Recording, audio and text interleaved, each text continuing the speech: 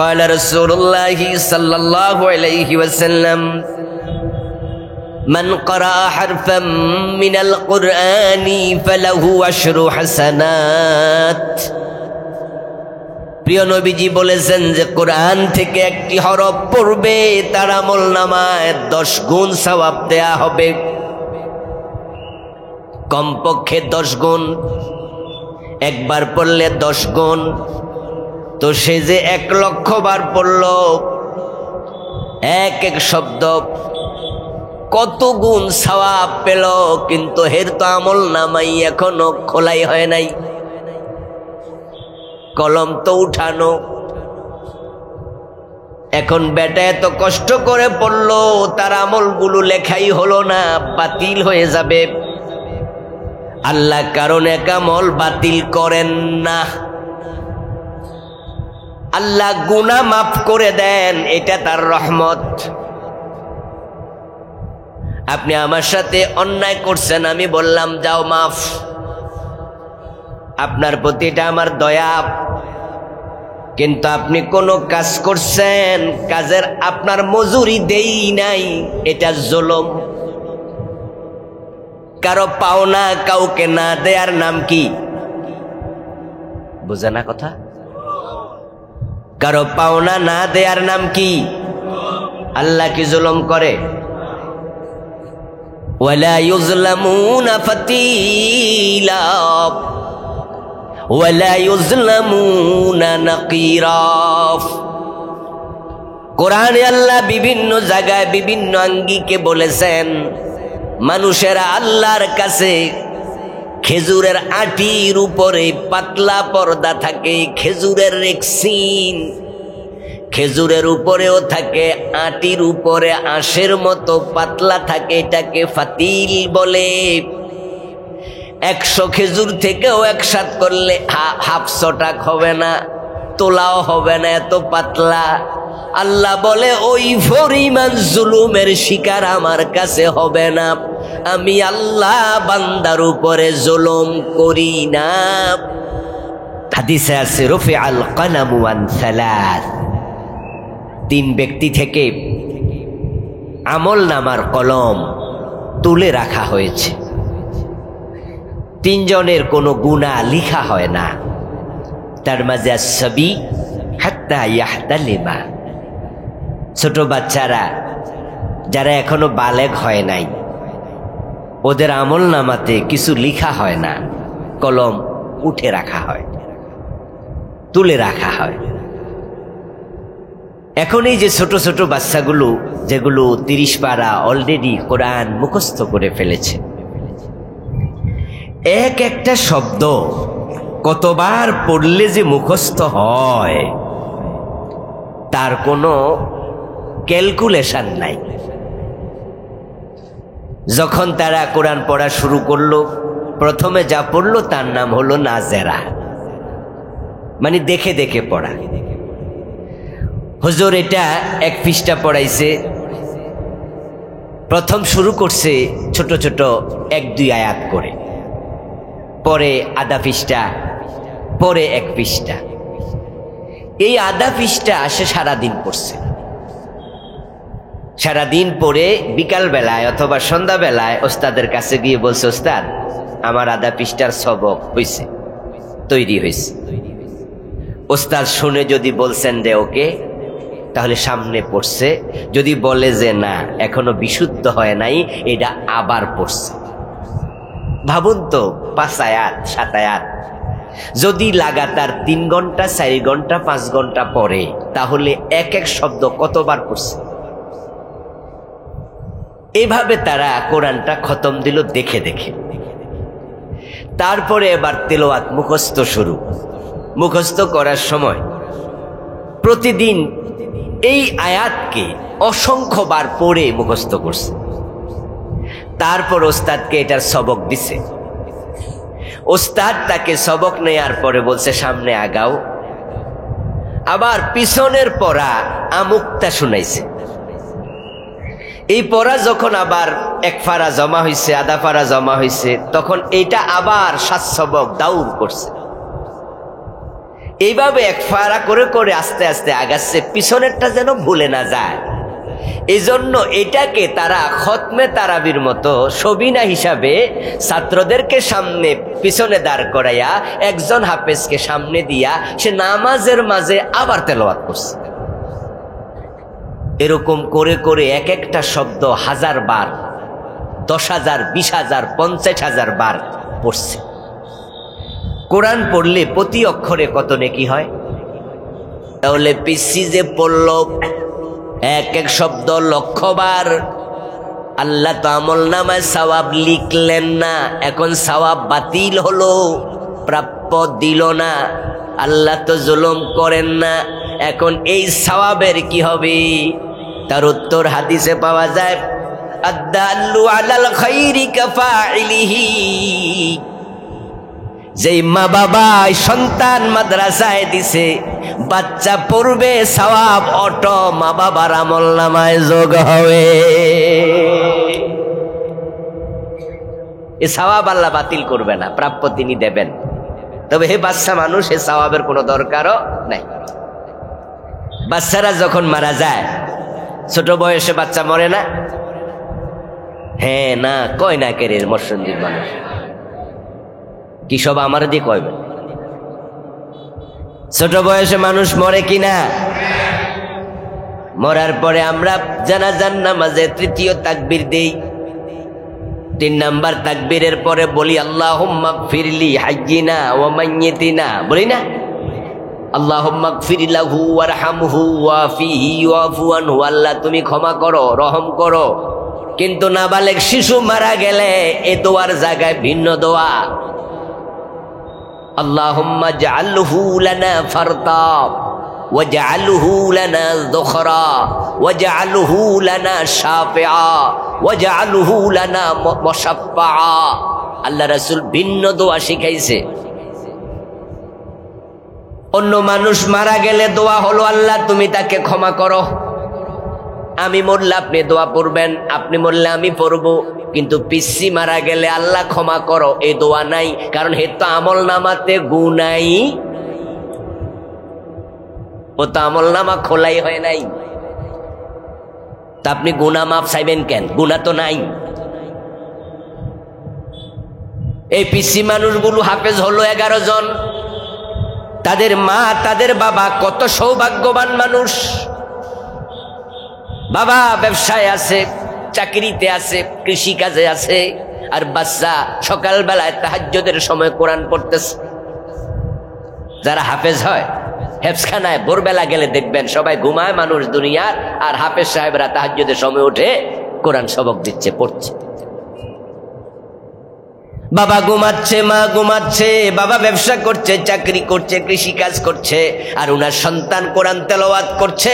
প্রতি অক্ষরে 10 নেকি বাবার আমল নামায় যোগ হচ্ছে, মায়ের আমল নামায় যোগ হচ্ছে। কি সৌভাগ্যবান বাবা মা। তো আজকে যে মাদ্রাসার উদ্যোগে মাহফিল, এটা কোরআনের মাদ্রাসা। আমি পবিত্র কোরআন মাজিদ থেকে সূরা বাকারার প্রথম 3টি আয়াত পড়েছি। কোরআন কেন্দ্রিক কিছু কথা বলতে চাই, আল্লাহ তৌফিক দিন, বলেন আমিন। প্রিয় ভাইয়েরা, এ কোরআনের সাথে আমরা সবাই সম্পৃক্ত হব। এ কোরআন এক অনন্য কিতাবের নাম, এমন কিতাব পৃথিবীতে দ্বিতীয় একটিও আর নাই। আল্লাহ তাআলা পবিত্র কোরআন নাজিল করলেন, বললেন কিতাবুন আনজালনাহু ইলাইকা। হে নবীজি মুহাম্মদ, এই কিতাব আমি আল্লাহ আপনার উপর নাজিল করেছি। আল্লাহ তাআলা রাসূলুল্লাহর উপর কোরআন নাজিল করেছেন, কিতাব নাজিল করেছেন। কেন? হুদাল লিন্নাস, হুদাল লিল মুত্তাকিন, লিতুখরিজান নাসা মিনাজ যুলুমাতি ইলান নূর। এই কিতাবের মতো দামি দ্বিতীয় কিতাব নাই। এটা নাজিল হয়েছে তামাম দুনিয়ার মানুষের হেদায়াতের জন্য। এটা নাজিল হয়েছে অন্ধকারে ডুবে থাকা মানুষকে আলোর পথ দেখানোর জন্য। এটা নাজিল হয়েছে অশান্ত পৃথিবীকে শান্তি দিয়ে ভরপুর করার জন্য। এটা নাজিল হয়েছে অবিচার অনাচারে ভরা দুনিয়াকে সুবিচারে ভরে দেওয়ার জন্য। এটা নাজিল হয়েছে অশান্ত পৃথিবীতে শান্তি কায়েমের জন্য। আমরা দেখেছি ঠিক তাই হয়েছিল। কোরআন যখন আসে নাই, যোগের নাম ছিল আইয়ামে জাহিলিয়া। আর যখন কোরআন নাজিল শেষ, রাসূলুল্লাহ ইন্তেকালের আগে বলেন খায়রুল কুরুন, এখন জাহিলিয়ার যুগ নাই, নাম চেঞ্জ হয়ে গেছে, আমার যুগ পৃথিবীর সর্বশ্রেষ্ঠ যুগ। সুবহানাল্লাহ। কোরআন এসেছে শান্তি দিয়ে পৃথিবীকে ভরপুর করতে। আল্লাহ তাআলা বলছেন আলিফ লাম মিম। আলিফ লাম মিমের অর্থ কি আমরা জানি না, দুনিয়ার কোনো মানুষ এর অর্থ জানেও না। কোন মুফাসসির আন্দাজে অনুমানে দুই একটি ব্যাখ্যা করেছেন, তবে চূড়ান্ত কথা হলো আল্লাহু আ'লামু বিমুরাদিহি বিহি। পৃথিবীর প্রায় সব মুফাসসির একমত, আলিফ লাম মিম, ইয়াসিন, হামিম এ জাতীয় শব্দের অর্থ একমাত্র জানেন আল্লাহ, এগুলো আমরা জানি না। হাযা তাহাদ্দি ইলান নাস। তাফসীরে বাইজাবি প্রণেতা বলেছেন আলিফ লাম মিম এর ব্যাখ্যা করতে গিয়ে এটা হচ্ছে মানুষের প্রতি আল্লাহর পক্ষ থেকে চ্যালেঞ্জ। মক্কায় যারা শিক্ষিত মানুষ ছিল, কোরআন নাজিলের পরে তারা বলতে শুরু করলো ইন হাযা ইল্লা আসাতিরুল আউয়ালিন। তারা বলল যে কোরআন পড়ে আমরা দেখেছি এখানে মূসার কাহিনী, ঈসার কাহিনী, ফিরাউনের কাহিনী, কওমে লূত, কওমে সামুদ, কওমে তুব্বা, কওমে হুদ, কওমে আদ, অতীতের কিসসা কাহিনী কোরআনে আছে। এ জাতীয় কিসসা তো আমরাও জানি। কোরআনের মাঝে আছে আলাম তারা কাইফা ফাআলা রাব্বুকা বিআসহাবিল ফিল, হাতিওয়ালাদের সাথে তোমার রব কি আচরণ করেছে তুমি কি জানো না? মক্কার লোকেরা বলে আর এটা তো কয়দিন আগে ঘটছে, এগুলো তো আমরা নিজেরাই দেখছি। আব্রাহারে হাতি থেকে আল্লাহ তাআলা কিভাবে ফেলে ধ্বংস করেছেন হাতি শুদ্ধ, এগুলো তো ইতিহাস কাহিনী, আমরা এগুলো বুঝি। বরং তারা বললো এ জাতীয় দুই চারটা কোরআন আমরাও বানাইতে পারি। নাউজুবিল্লাহ পড়ে। মুহাম্মদ বসে বসে বাড়িতে কোরআন বানায়, তারপরে সকাল বেলায় উঠে ঘুম থেকে আমাদেরকে বলে এটা আল্লাহ পাঠাইছে। এগুলো সত্য কথা নয়, বরং রাতের বেলায় ঘরে বসে বসে মুহাম্মদ নিজে কবিতা লিখেছে। এগুলো কবিতা। আল্লাহ তাআলা বলছে না ওমা আল্লামনাহু শি'রা ওমা ইয়ামবাগি লাহু, এগুলো কবিতা নয়। এবং আমি নবী মুহাম্মদকে কবি বানাইনি, কবিতা শিখাইনি, এটা তার জন্য মানানসই নয়, বরং এটা জিকির, এটা নসিহত, এটা আমি আল্লাহর নাজিল করা কিতাব। তারা বলতো এটা যদি কোরআন হয় তাহলে এত সহজ কেন, আমরা বুঝি কেন? আল্লাহ তাআলা বলেন, তখন আল্লাহ বললেন তুই যদি বোঝো তাহলে আলিফ লাম মিম, ইয়াসিন, হামিম এগুলো বলো তো কি বলছি, এগুলোর অর্থ বলো।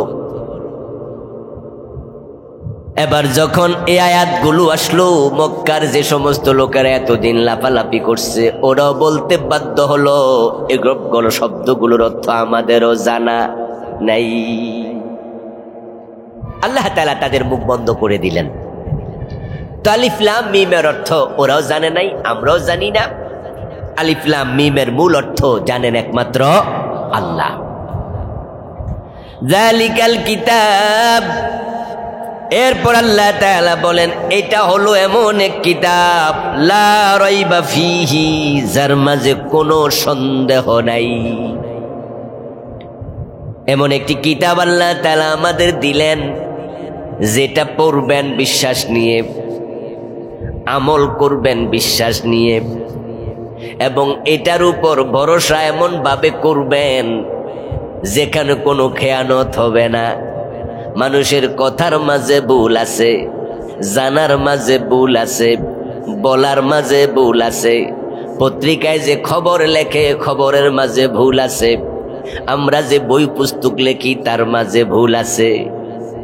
কিন্তু এমন এক কিতাব আল্লাহ দিলেন লা রাইবা ফি, এতে ভুল দূরের কথা, ভুলের কোনো সম্ভাবনাও নাই, কোনো সন্দেহ নাই। আশ্চর্য এক কিতাব, এখানে যা বলেছেন সব সত্য। এই শব্দই প্রমাণ করে এটা আল্লাহর কিতাব, এটা মানুষের লেখা কিতাব নয়। এই শব্দই প্রমাণ করে, কারণ দুনিয়ায় যত মানুষ যত বই লিখছে, কিতাব লিখছে, তাদের বইয়ের মাঝে ভুল নাই এমন দাবি পৃথিবীর কোনো লেখক কোনোদিন করে নাই, সাহসও নাই। দুনিয়ায় যত বড় আলেম, যত বড় পণ্ডিত বই লিখুক, তারা ভূমিকার মাঝে লিখে দেয় আমি নির্ভুল লেখার চেষ্টা করেছি, যদি কোনো ভুল প্রমাণ হয় কারো নজরে আসে আমাকে জানালে আমি কৃতজ্ঞ থাকব, পরবর্তী সংস্করণে আমি এটার বিশুদ্ধতা ঢুকায়া দেব। কিন্তু আল্লাহ তাআলা সূরা বাকারা শুরুতেই বলেন এমন এক কিতাব আমি নাজিল করলাম, ভুল দূরের কথা, এর মাঝে কোনো সন্দেহ সংশয় নাই। বরং আল্লাহ রাসূল বলছেন মান ইবতাগাল হুদা ফি গায়রিল কুরআন আদাল্লাহুল্লাহ, যে ব্যক্তি কোরআন বাদ দিয়া হেদায়েতের জন্য অন্য কোথাও যাবে আল্লাহ তার উপরে তো রেগে যান, তাকে হেদায়েত থেকে নিজে ধাক্কা দিয়া দূরে সরায়া দেন, তখন সে পথহারা হয়ে যায়। আল্লাহ রাসূলের এই কথা যে কতটা বাস্তব আমার এই চোখ দেখেছে, আমার এই কান শুনেছে, আমার হৃদয় উপলব্ধি করেছে। আমি দেখেছি ভণ্ড ফিরের মুরিদেরা এতটাই পথহারা হয়, তাদের কাছে কোরআন হাদিসের কথা কইলেও তারা শুনতে চায় না। কেন রে ভাই? এখানে আপনারা যারা আছেন, আপনাকে আমি যদি বলি যে ভাই আপনি এই কাজটা করছেন, এটা কিন্তু হাদিসের উল্টা, তা আপনি হয়তো বলবেন যে হুজুর তাই নাকি, তাহলে কি হাদিস একটু শোনান তো। তা আমি শোনানোর পরে, আপনার হুজুর শোনানোর পরে আপনি হয়তো এবার চুপ করে থাকবেন, অথবা আপনি বলবেন যে এটা আমার জানা ছিল না তো তাই করছি, আচ্ছা ঠিক আছে। কিন্তু ভণ্ড ফিরের মুরিদরা এতটাই পথহারা হয়ে যায়, তাদেরকে আপনি বলবেন এই মিয়া, নিজের বউটা নিয়ে তুমি পীরের কাছে যাও, বউ বোরকা পরে না, তোমার পীর পর্দা করে না, এটা কি একটা কাজ হইল? পর্দা ফরজ না? কোরআনে আছে না? সে জবাব দেবে এই মিয়া, তোমার চোখ আর আমার হুজুরের চোখ এক না। আপনি আশ্চর্য হবেন কিন্তু তার উত্তর, অর্থাৎ সে কোরআনের কথাটাও গ্রহণ করার মতো মন তার আর নাই। আশ্চর্য। ভণ্ড পীরের মুরিদকে আপনি বলছেন এই মিয়া, পীরের পায়ে সেজদা কেন দিলা? পীরের পায়ে সেজদা দিলে শিরিক হয়, ঈমান চলে যায়। দেখবেন ভণ্ড পীরের মুরিদ বলে দেবে মিয়া, আদম আলাইহিস সালামকে ফেরেশতারা সেজদা দিছে না, ফেরেশতাদের ঈমান গেছে। এটার নাম তাজিমি সেজদা, এটা দিলে ঈমান যায় না। আবুল কালাম আজাদ বাশার যে বলছে কারো তো শরীয়তের মৌলবী মারেফত বোঝে না। দেখেন কতটা পথহারা হয়ে গেল। আমরা বলছি সেজদার মালিক আল্লাহ, আর সে যায় কোথাকার জিনিস কোথায় লাগাইলো, সে কয় ফেরেশতারা আদম রে দিছে। আরে ভাই, তুমি যে ওই দলিলটা এখানে লাগাইলা, ফেরেশতারা কি শকে দিছে, নিজের ইচ্ছায় আদম রে সেজদা দিছে, না আল্লাহ অর্ডার করছে? তো তুমি যে তোমার ফিরেরে দিলা, এই দলিল কই? আল্লাহ কোন জায়গায় কইছে দাও?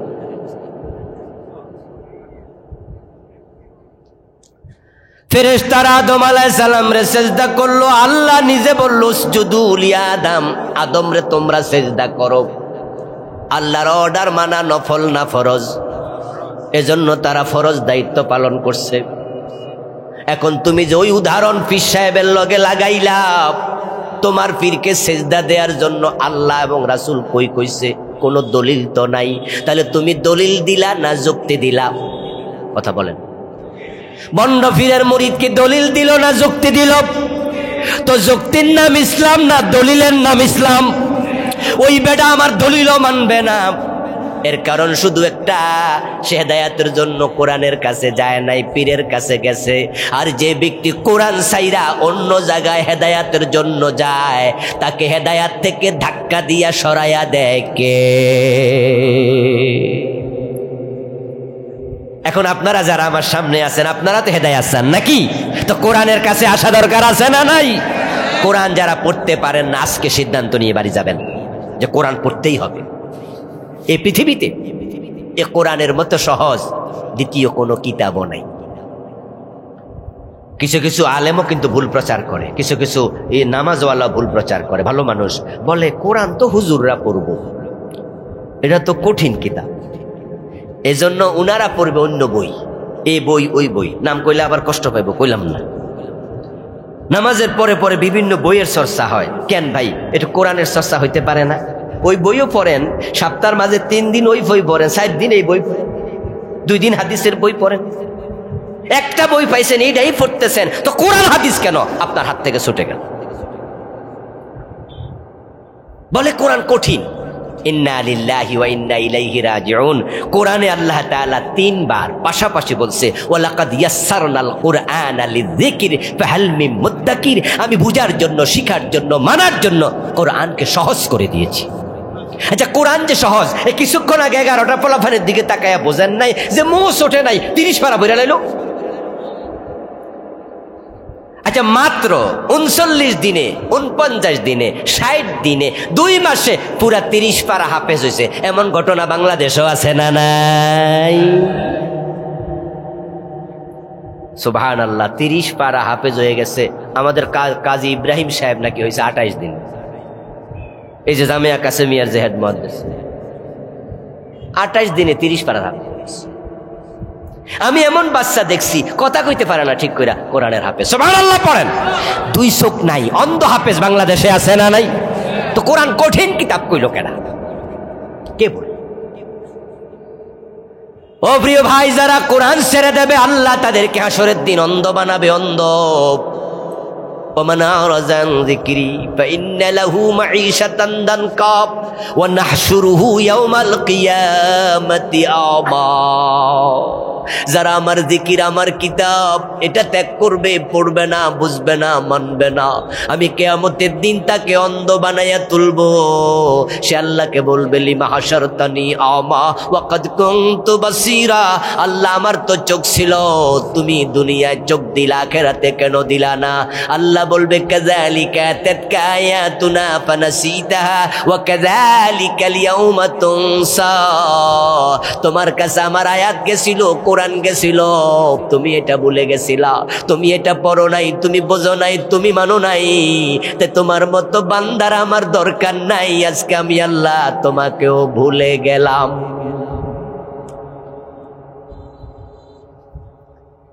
দুই চারজন মুরব্বী টাইপের মানুষ আছে এখানে আজকে, তাদের বয়স 60, 70, 80।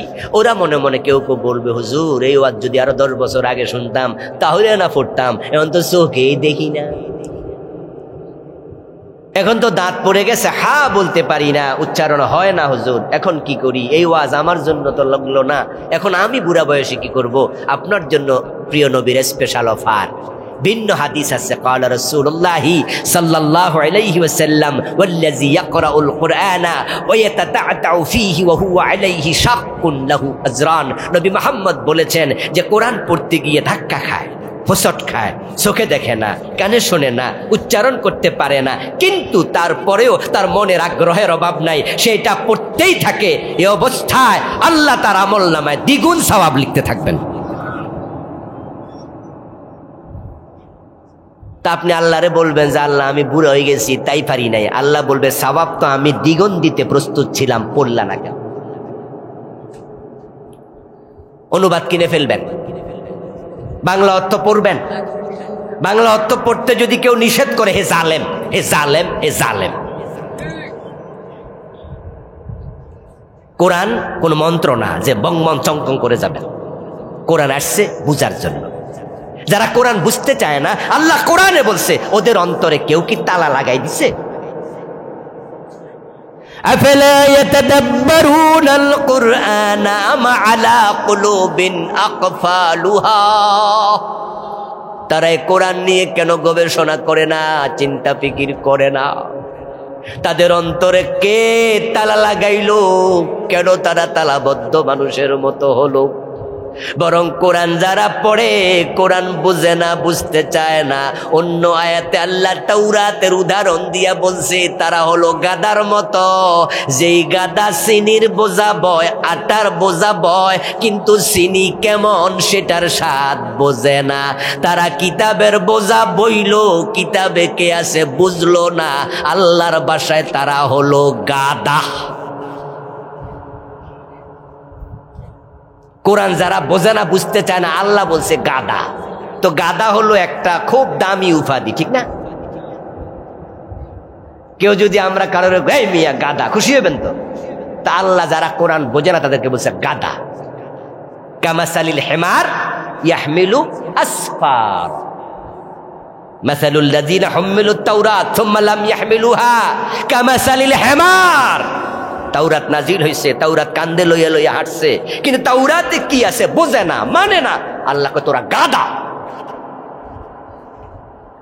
প্রিয় ভাইরা, এই কিতাবের কাছে গেলে আপনি লাভবান হবেন। ইয়ারফাইল্লাহুল্লাযীনা আমানু মিনকুম ওয়াল্লাযীনা উতুল ইলমা দারাজাত। আল্লাহ কোরআনে বলে, কোরআন যারা পড়বে ঈমান আনার পরে, আমি আল্লাহ কোরআনওয়ালার সম্মান নিজ দায়িত্বে বাড়াইয়া দেই। বড় দামি কিতাব রে ভাই। এই কিতাব পড়ার জন্য, শিখার জন্য ঘর থেকে বের হবেন, আপনার পায়ের নিচে ফেরেশতারা পাখা বিছায়া দেবে। এই কিতাবের সাথে লাগবেন খায়রুকুম মান তাআল্লামাল কুরআনা ওয়া আল্লামা, সেরা মানুষ হয়ে যাবেন। হেদায়েতের পথ আল্লাহ নিজে বাতলায়া দেবে, খুলে দেবে। সন্তানদের আলেম বানাবেন, সন্তানদের আলেম বানাবেন, হাফেজে কোরআন বানাবেন। আমার প্রিয় ভাই, এমন একটা সন্তান রেখে যান, আপনার জানাজার নামাজে আপনার সন্তান যেন ইমাম হতে পারে। কলিজাটা জুড়ে যাবে। হুজুর যখন দোয়া করে আল্লাহু আকবার বলে জানাজার নামাজে, আল্লাহ আল্লাহ মাগফিরলি হাইয়িনা ওয়া মাইয়িতিনা, আল্লাহ আমার জীবিতরে মাফ করো, আমার মৃত এই বান্দাটারে মাফ করো। হুজুরের দোয়া আসে মুখ থেকে। আর যদি সেই হুজুর, সেই ইমাম আপনার নিজের কলিজার টুকরা সন্তান হয়, তার দোয়া আসবে কলবের ভিতর থেকে, কলিজার ভিতর থেকে। হতবাগা বাবা যার সন্তানকে তা জানাজার নামাজে ইমামতি করার যোগ্য বানাইল না। ডাক্তার বানাইছে, ইঞ্জিনিয়ার বানাইছে, প্রফেসর বানাইছে, রাজনীতিবিদ বানাইছে, উকিল ব্যারিস্টার বানাইছে। সন্তান বাবার জানাজার নামাজে আইসা টুপি হাওলাত নেয়, টুপি হাওলাত। হুজুরে কয়ে দে, হুজুর জানাজার নামাজের নিয়মটা একটু কয়ে দেন। হুজুর তখন কয়, চার তাকবীরের সাথে এই ইমামের পিছনে ফরজে কিফায়া জানাজার নামাজ পড়ছি, আল্লাহু আকবার। যে বেটা এই মাত্র নিয়ম শিখলো, এ বেটা আল্লাহু আকবার কইয়া পরের দোয়া শিখবো কই? কখন? যে নিয়ত শিখলো এখন, পরের দোয়া কখন? এর মানে দাঁড়ালো কি, আল্লাহু আকবার কইয়া শুধু খারাই থাকে। এর জন্য মাঝে মাঝে দেখবেন যে রাজনৈতিক নেতাদের জানাজার নামাজে ভিডিও হয়, ছবি ওঠে, দেখবেন যে কিছু কিছু নেতা আছে আল্লাহু আকবার কইয়া ওই সাইরে সারে, তো জানেন এর পরের দোয়াটা।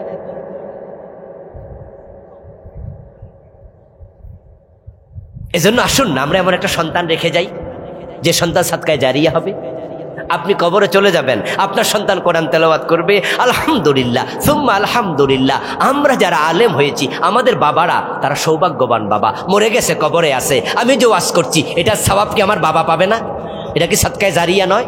আপনার সন্তান এমন বানায় যান যে আপনার সন্তান প্রতিদিন কমপক্ষে 5 বার নামাজের পরে বলবে রাব্বির হামহুমা কামা রাব্বায়ানি সাগীরা।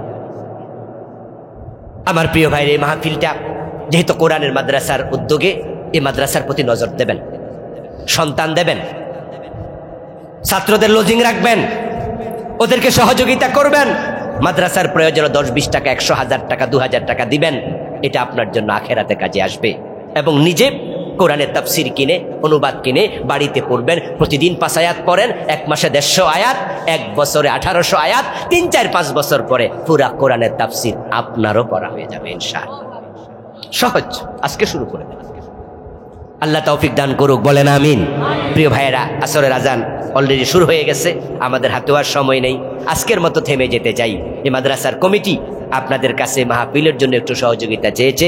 কিছু ভাই ভিতরে ঢুকবে, 10, 20, 50, 100, 1000, যার যা আল্লাহ তৌফিক দিয়েছে এই মাদ্রাসার জন্য, এই মাহফিলের জন্য ওনাদেরকে একটু সহযোগিতা করুন। ভিতরে কিছু ভাই দাঁড়িয়ে যান, এই যে ছাত্র ভাইরা দাঁড়িয়ে যাচ্ছে, তাদের কাছে দিন। আমার কালো গাড়িটাতে আমার লেখা 8টা বই আছে শিরকের উপর।